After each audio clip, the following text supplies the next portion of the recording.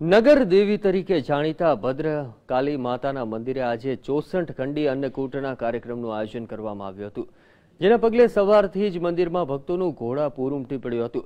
માતાજીની સવારે વિશિષ્ટ રીતે ચરણ પૂજા કરવામાં આવી હતી, તેમજ માતાને 56 ભોગ ધરાવવામાં આવ્યો હતો।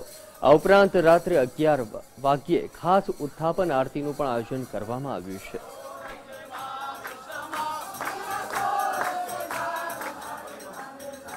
अन्नकूट जो थाय छे ए माताजीनो प्रागटोत्सव जे जेठ सुद पूनमे जे प्रागटोत्सव छे एनी उजवणी स्वरूपे माताजीनो अन्नकूट थाय छे अने आ अन्नकूट ने खाली 56 भोग नहीं कहेवामां आवतो, 64 खंडी अन्नकूट कहेवामां आवे छे।